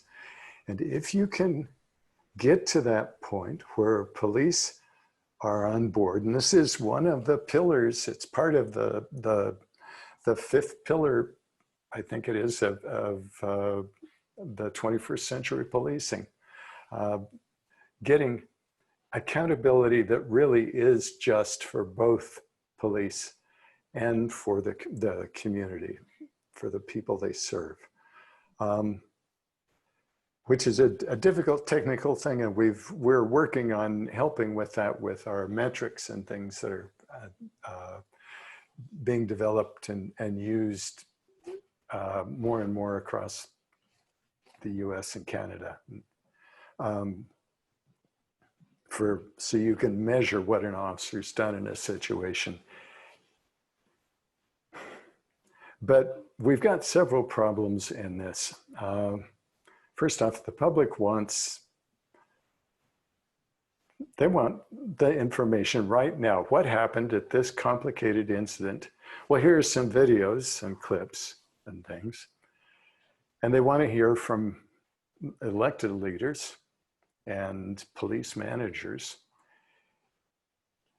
The problem is, until you unravel complicated situations, and that's one of the things we study, for the most part, there are times when you see it and you can confidently say, that was wrong, that was really wrong. But in police incidents that are inflammatory one way or another, you can't always give them folks the whole story because you don't know it. Cops are stuck having to wait until the evidence is analyzed and all collected.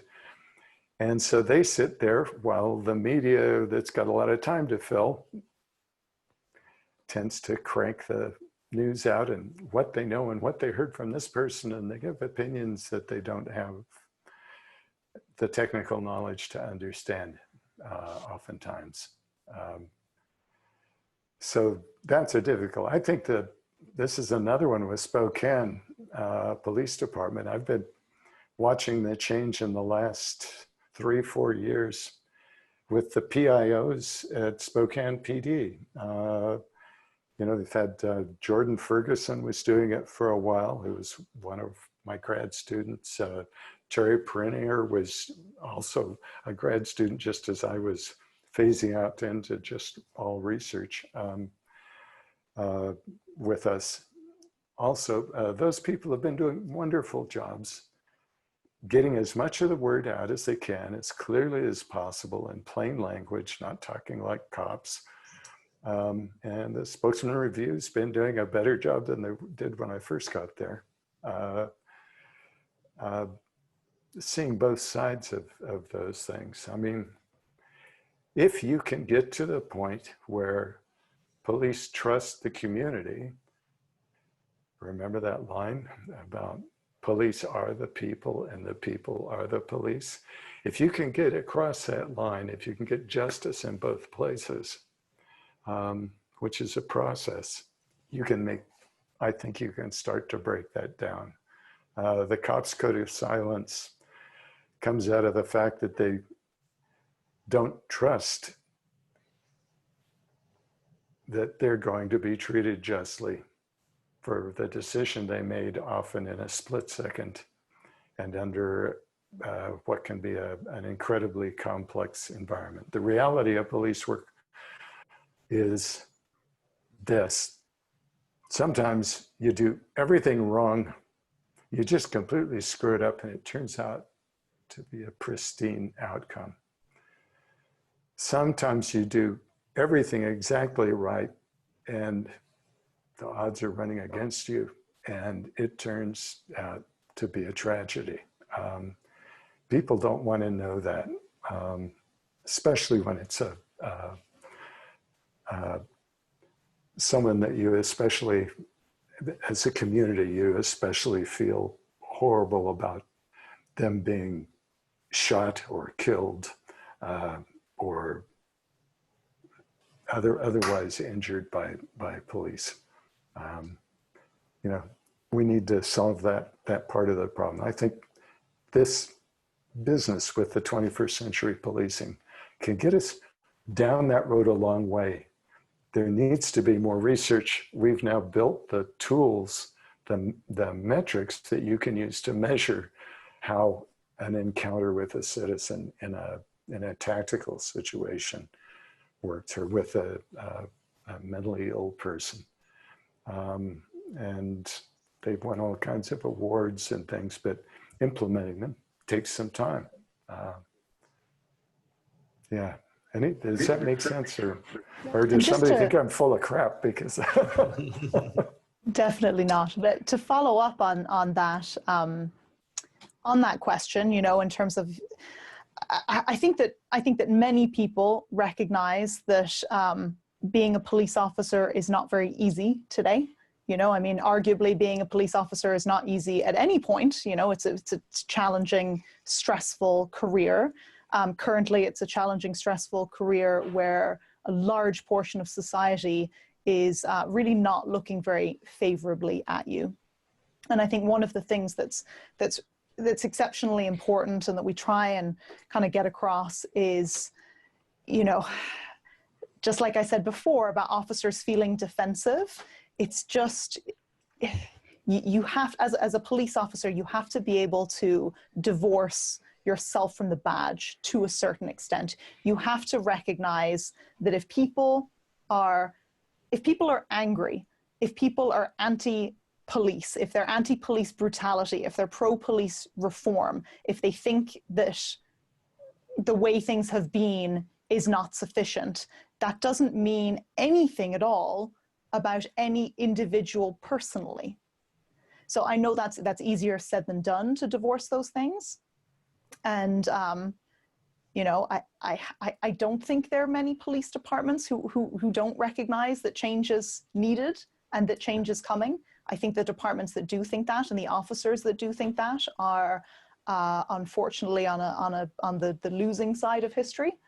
And I think that, you know, this idea, or this reality, I suppose, that police officers are the enforcers of the status quo, and that goes back a very, very long time, you know, I mean, they really are. They enforce the laws, and the laws are made by the majority, and historically, that majority has been white men, and police officers are largely made up of white men. I think one way to answer the question about, you know, finding good people, retaining good people, promoting good people, and having a loyal police department is to start to better represent society more generally, you know, and to actually start to change that status quo, right? Hire more women, hire more racial and ethnic minorities. And it is no longer enough to say, well, we give everybody equal opportunity. You know, our doors are open to everybody.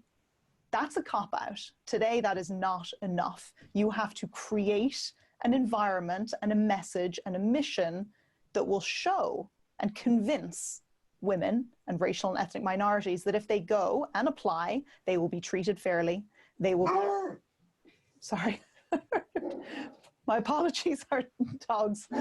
That they will be treated fairly and treated equitably. So sorry, derailed. Train of thought got slightly derailed, but yeah, I hope that message came across. Yeah, and just to tag on to that, if you feel like that sort of thing is an impossible dream, I started as a cop in 1969, and my original police patrolling work was done, you know, a few years after the Watts riots had begun in the area that had been hardest hit by those riots. With the time when we had all this domestic terrorism going on as well. And, you know, when the police don't feel like they're part of the community, it's really hard to make them have the trust to say the truth when they make a mistake. You need to, we need very much to make this happen, take advantage of this opportunity. Sorry, Eric. Thank you. So No, there's, this is all great. Go ahead. I just wanted to add to that. Some of the work I'm doing with the state of Oregon right now. I've been working with the state, their Department of Public Standards, Safety and Training for the last 3.5 years. They've actually bought out 50% of my contract with the university to help rewrite their training programs in Oregon. More than 50% of police officers in the state of Oregon have less than 5 years on the job. And that's a shocking statistic. We're not seeing individuals come in and treat it like a vocation, like a career for 10, 20, 30 years, like in Bryan's day. People are coming in, dipping their toe in policing. And when we face times like we're facing now, where policing is not venerated as that, service to the public, back when I was a kid, growing up in Ireland, every mother hoped that their 3 sons would go to the priesthood, to teaching, and to the police force. They were kind of the 3 holy occupations for an Irish mother. But because we're not seeing those individuals apply in mass like we used to, it's easy for individuals to dip their toe in policing and get out again. And there are not enough people applying to be police officers right now. Every agency I work with have a dearth. Portland Bureau of Police, even prior to this current civil unrest, were running at about 70% of their staffing. They just could not get enough people hired. And then to add to that problem is that policing across the nation has this issue around promoting and more importantly, training people for leadership. There are a couple of good individual courses. There's the FBI's National Academy for training senior managers and sort of the next chiefs.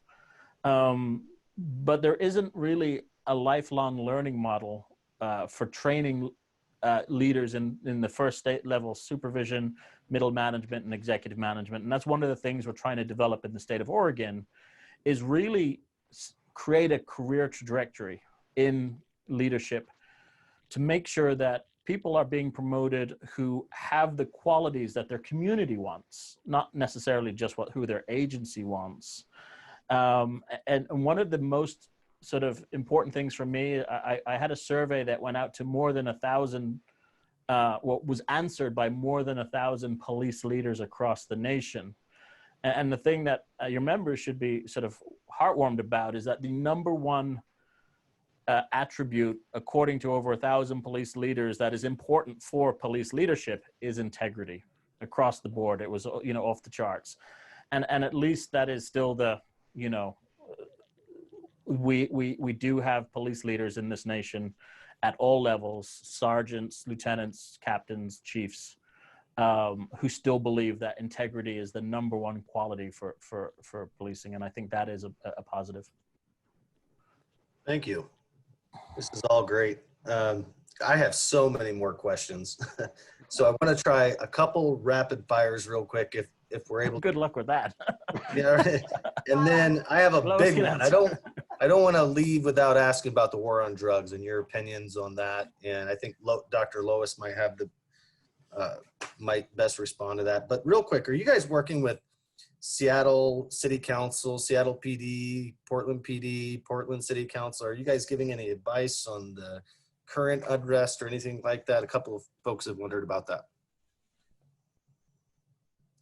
Uh-oh. Sorry, turn my microphone back on. Yes, I'm certainly working with Seattle PD on a large fatigue study, but working directly with their analysis unit and for, one of the really concerning things about the push at the moment to defund or to reduce funding to the Seattle PD is that the things that are really critical for police reform are the things that'll go first, such as the department that handles analysis and collaboration with researchers. So so I've certainly had some interactions with City Council, just kind of putting forward that argument. I just like Steve, I understand the desire to to reallocate funds. I get it. I understand that there are many situations where police presence is not necessarily required and can be inflammatory. I do understand that. But removing money is a really dangerous thing, because the things that we, that we arguably that we want the most are the things that are going to be taken away first.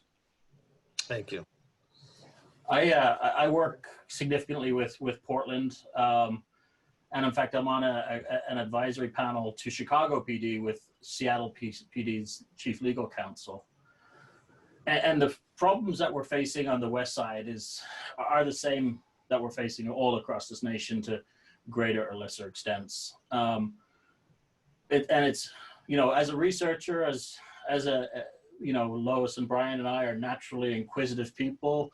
The good thing about U.S. policing is that there's no shortage of variation for us. With over 18,000 agencies and cities and municipalities and counties having different forms of government and different contractual and communities expecting different,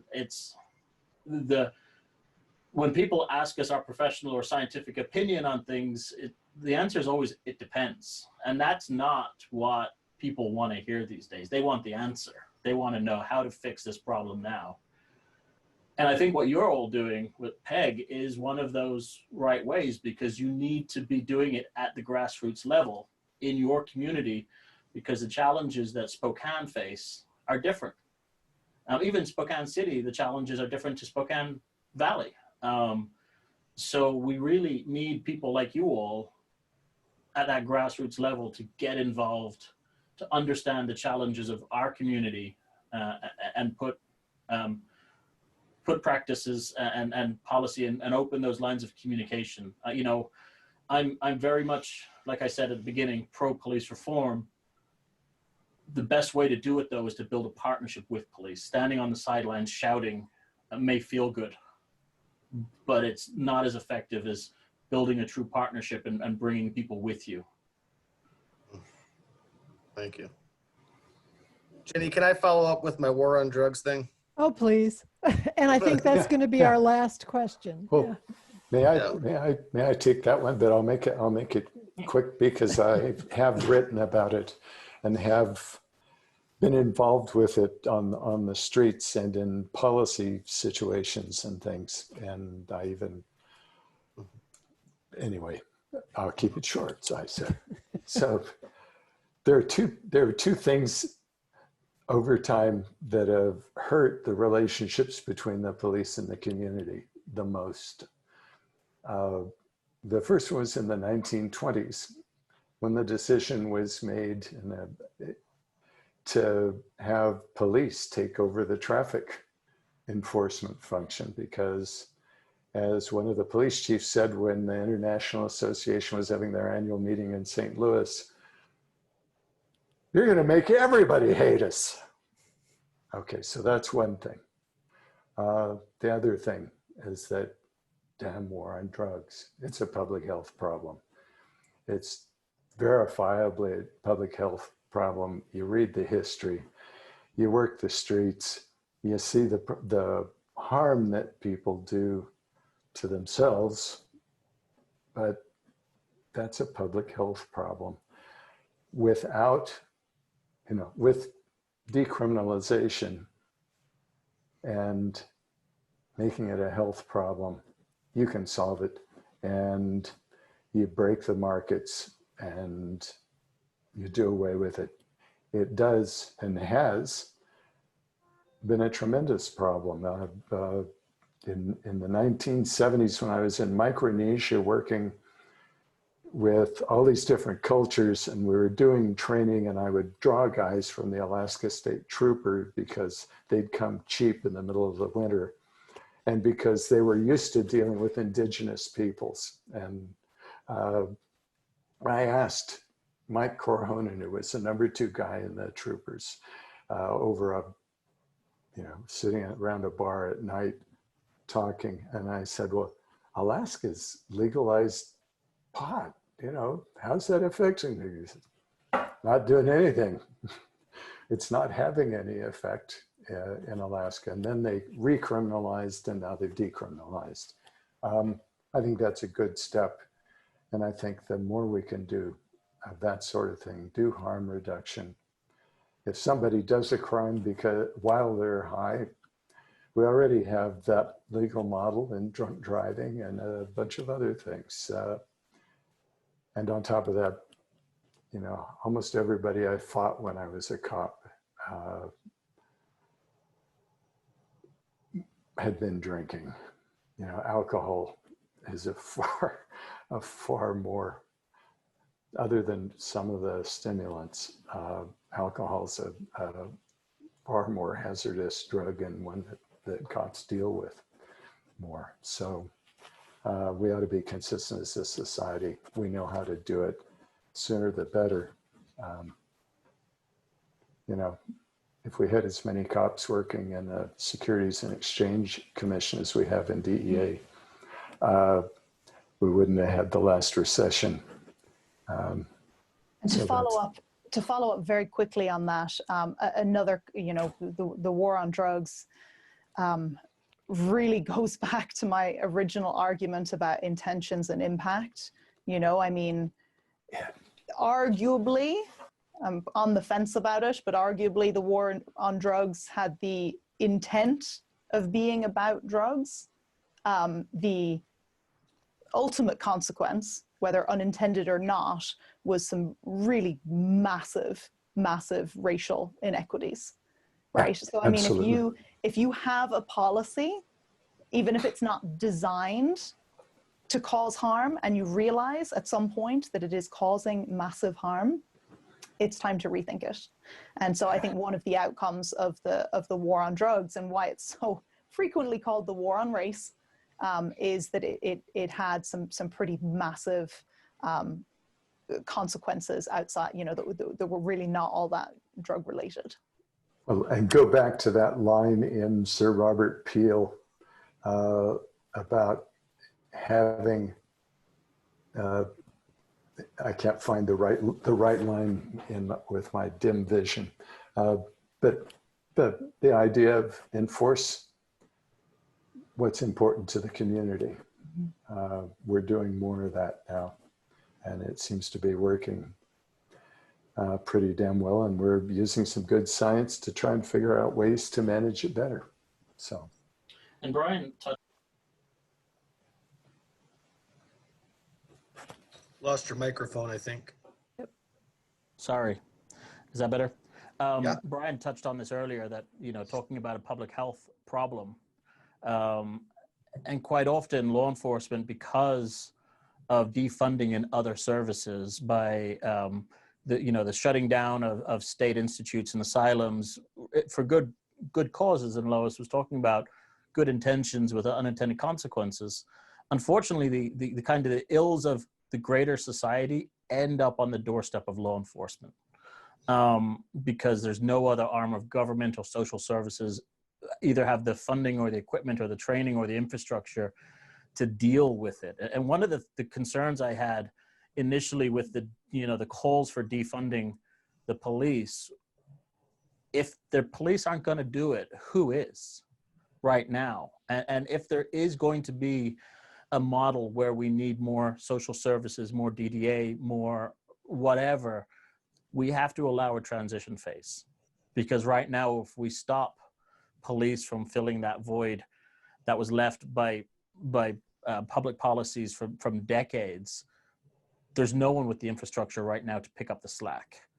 So yes, maybe there are subtasks, like Lois alluded to, where it could be given to another agency, but we can't just pull the pin. We can't have city councils today voting to defund without having something in place to pick up that slack, because it's the most vulnerable in our society that's going to suffer from it. It's just stupid political grandstanding. You know, it's the same kind of crap that gives you laws that can't be enforced or that are unpopular. Let's make a law. Well, let's make a law that people really want and that can be enforced. So I think I'd like to kind of take this home, kind of bring it to a close, and just summarize a few things that you gave us tonight that were really, really valuable. You showed what it's like in the life of an officer, the things that are going on that affect that officer's ability to deliver services. And you told us that whoever we are, I'm still here somewhere there, whoever we are, whether we're in the public looking at the officers or looking at other situations, we need to establish relationships with our police so that we can get a common ground of understanding and we can communicate. And I want to thank you for this evening. This has been fantastic. Well, thank you all, and thank you everyone out in the audience. Perfect. Thank you. Absolutely. So, Thank you. And just to kind of push that point home is don't wait for the next tragedy to reach out.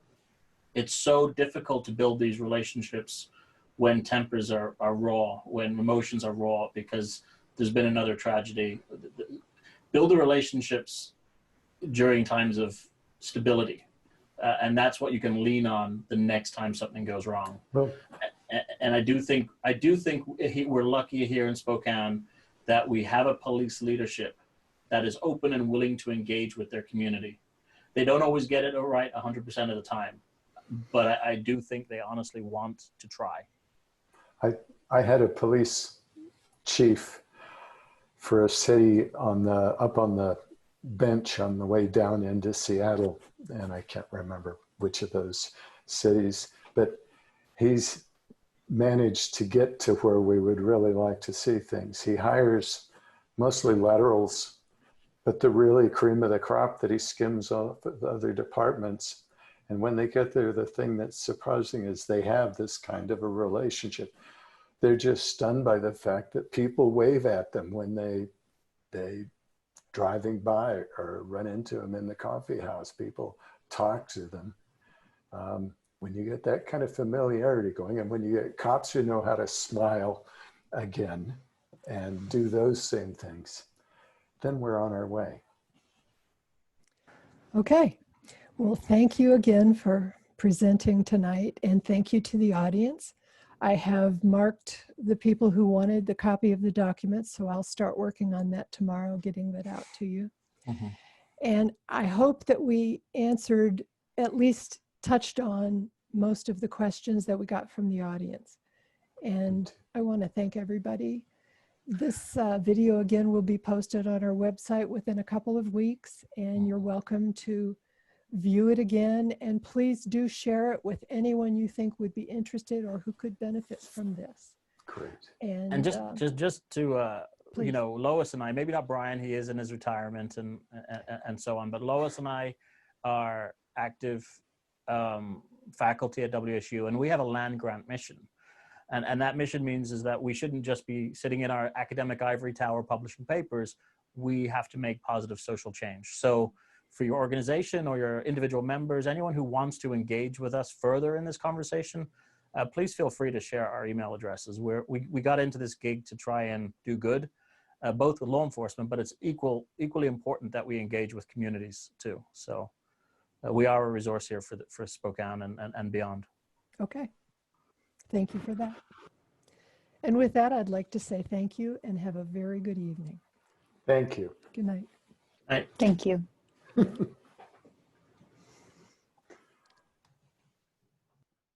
Well done.